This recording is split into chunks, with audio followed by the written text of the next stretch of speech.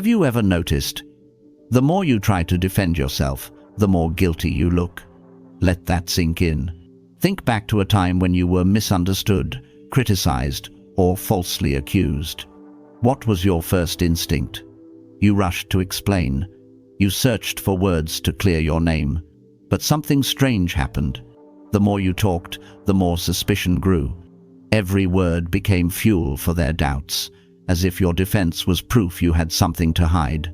This is the silent trap of justification. The harder you fight to prove yourself, the more power you hand over to your accuser. Centuries ago, Machiavelli understood this.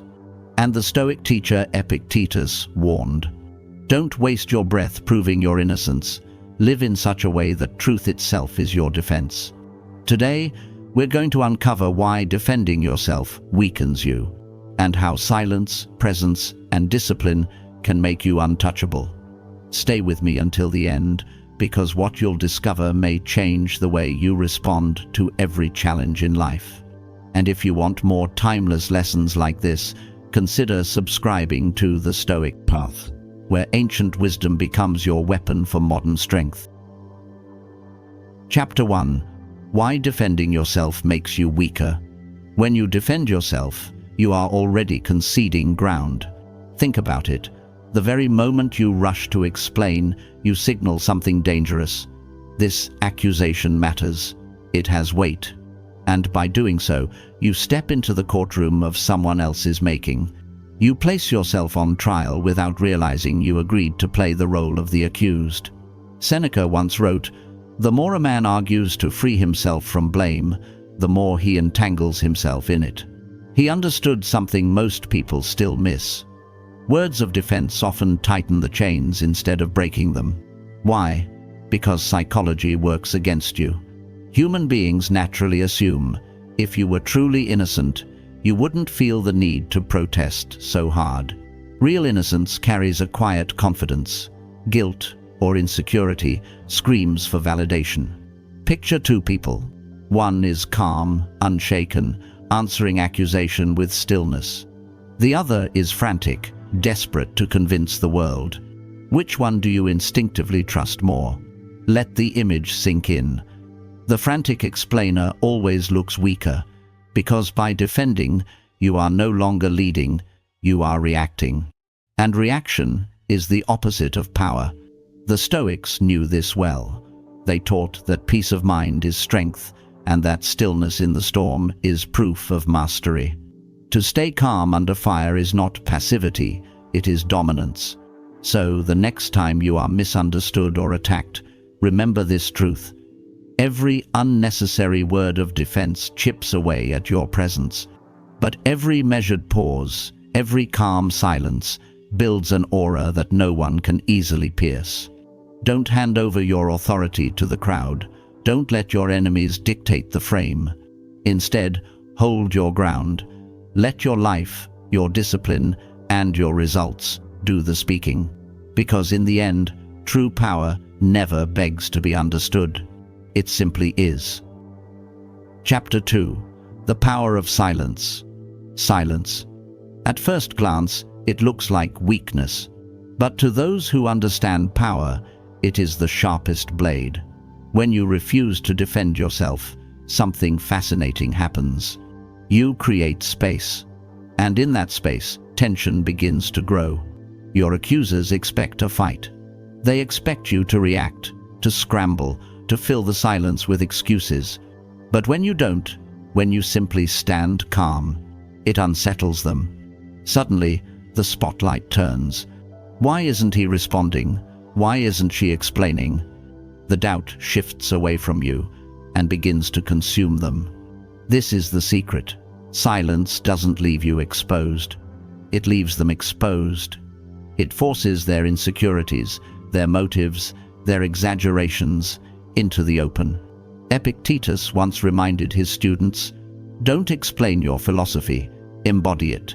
Your life should be your argument. Your discipline should be your testimony. No words required." Think of the great leaders of history. The general who simply raised his hand and the army grew silent. The philosopher who met insults not with anger, but with a steady gaze. Or Marcus Aurelius, who wrote in his private journal, "Be like the rock against which the waves crash, and it stands firm, while the raging sea falls still around it." This is the essence of silence. It is not retreat, it is resistance. It is not emptiness, it is presence. In a noisy world where everyone shouts, where everyone explains, where everyone demands to be understood, silence is rare. And what is rare becomes valuable. That is why silence commands attention. So the next time you are provoked, don't rush to defend. Smile, stay still. Let the silence burn. Because in that burning, people reveal who they truly are. And you remain untouchable. Chapter 3. Controlling the frame, the true game of power. Every conversation, every conflict, every accusation is a battle for the frame. The frame is the invisible stage where the rules are set. If you defend yourself, you've already accepted their frame. You've stepped into their world, played by their rules. And in that moment, you've lost. The Stoics understood this deeply. Marcus Aurelius reminded himself daily, "You have power over your mind, not outside events." In other words, he chose the frame.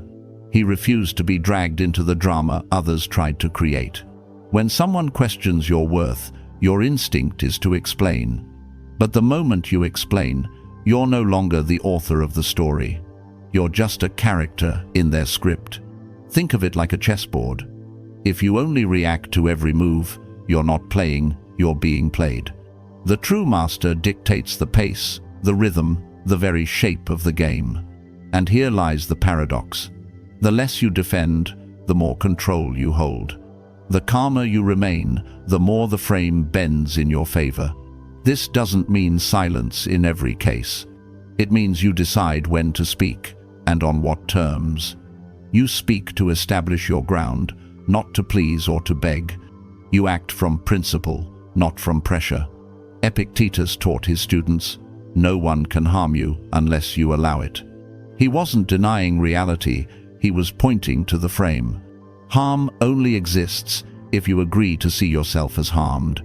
So the next time life pulls you into a corner, ask yourself, whose frame am I standing in right now? If it isn't yours, step back, redraw the lines, take back the stage. Because the true game of power isn't about reacting louder, it's about controlling the very ground on which the battle is fought. Chapter 4. When silence speaks louder than words. There are moments when silence is not just absence, it is presence. It is a declaration louder than any speech. Imagine this. Someone mocks you in front of a crowd. They wait for your anger, your defense, your desperate words. But instead, you smile. You remain steady, as if their words barely scratch the surface of your soul. In that instant, the power shifts. Because what you didn't say becomes more powerful than anything you could have said. If they call you arrogant, smile. If they call you dangerous, nod. If they question your motives, give them nothing. Your silence forces them to wrestle with their own doubts. It leaves a question echoing in their minds. Why isn't he defending himself? What does he know that we don't?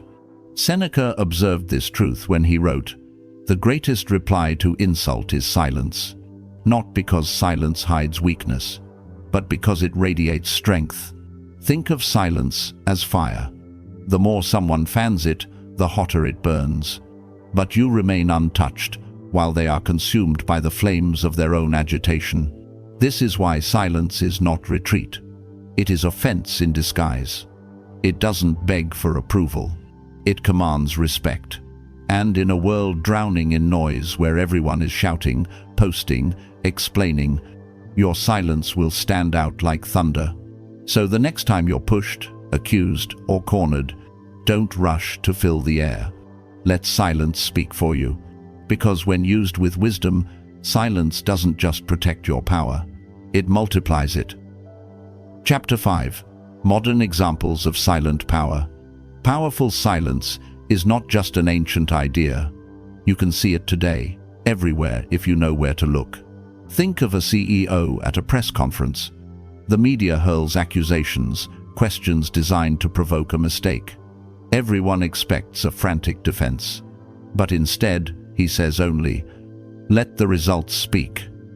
And then he stops talking. That silence, more than any speech, makes the room lean in. Or imagine a courtroom. One lawyer shouts, pounds the table, trying to dominate. The other simply waits, listens, and then, in a calm voice, asks a single question that changes everything. The silence before that question was the real weapon. Even in personal life, this truth applies. Think about an argument with a partner, a friend, or a colleague. When one person explodes in anger and the other stays calm, who truly has the upper hand? The silent one. Because self-control is always more powerful than control over others. Social media shows us the opposite. Most people overshare. They feel the need to explain, to prove, to defend. And the more they do, the less power they hold. But those who speak less, those who let their actions define them, they command attention without asking for it. Epictetus would call this living your philosophy. Not talking about it, not defending it, but showing it. So in today's world, silence is not outdated. It is rare. And because it is rare, it is valuable. The lesson is simple. Whether in the boardroom, the courtroom, or your living room, the one who controls their tongue controls the frame, and the one who controls the frame controls the outcome. Chapter 6. The difference between arrogance and true strength. Silence can be misunderstood. Some see it as weakness, others mistake it for arrogance. But true Stoic silence is neither. It is not a mask of pride. It is the discipline of self-mastery. Arrogance says, "I am too important to answer you." True strength says, "I don't need to answer you." See the difference? One is built on insecurity, on the need to appear greater. The other is built on confidence, on the inner knowledge that nothing needs proving. Seneca warned of this subtle trap. He wrote, "We are not born for the applause of the crowd, but for the approval of our own conscience." The arrogant man seeks applause. The strong man seeks alignment with himself, with nature, with reason. Think about the people you admire most. Do you respect them because they shouted the loudest, or because they carried themselves with calm presence, even when provoked? Arrogance demands recognition.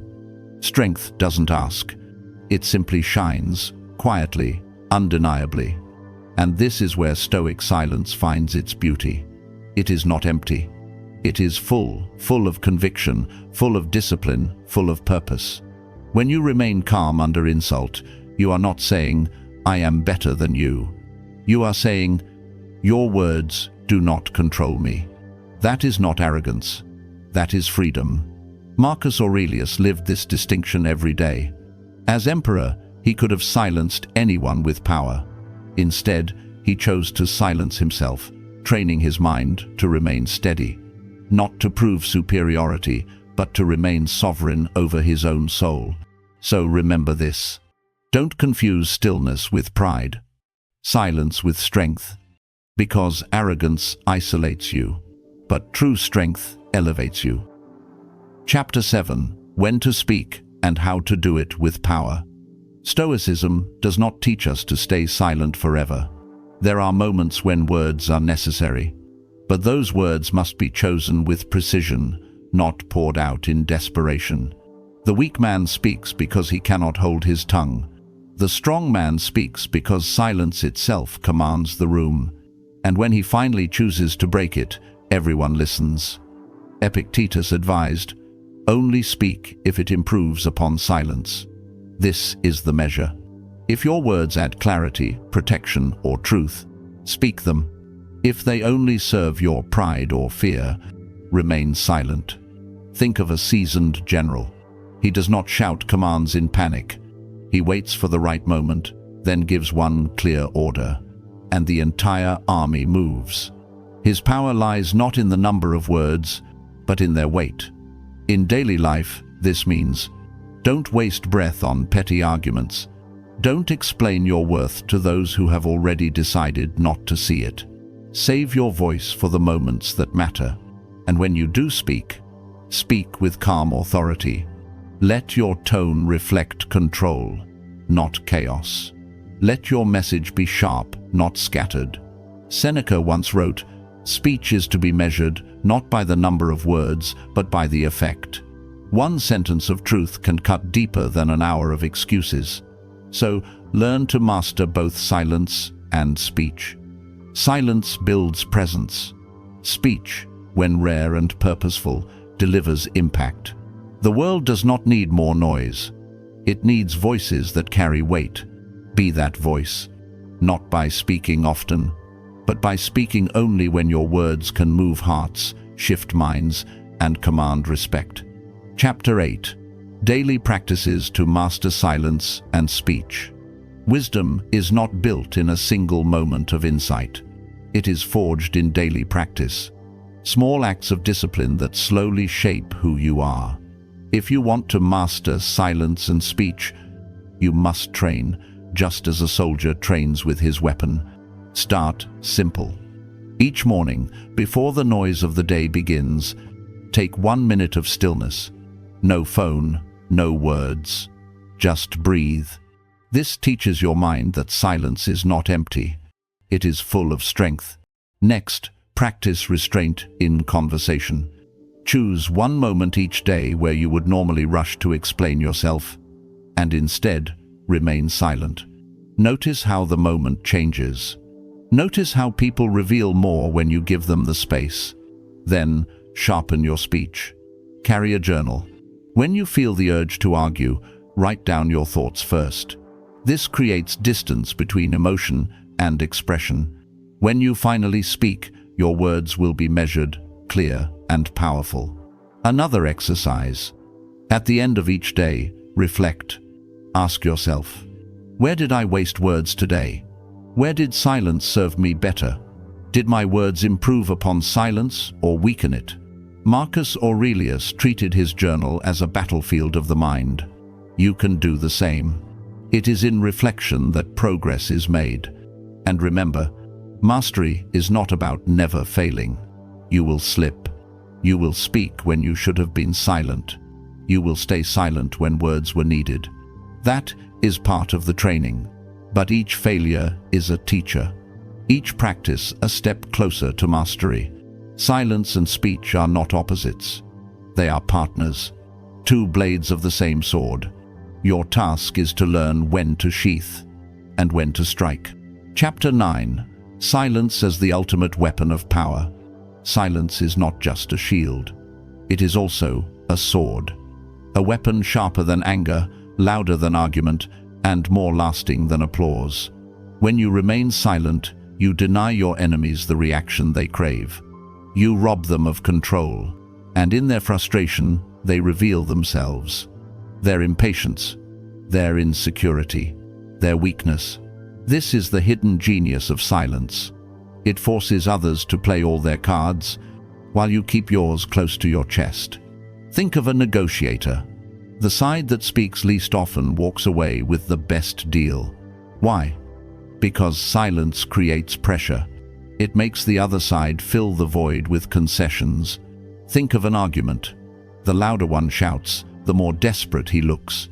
The calmer one stays, the more powerful he appears.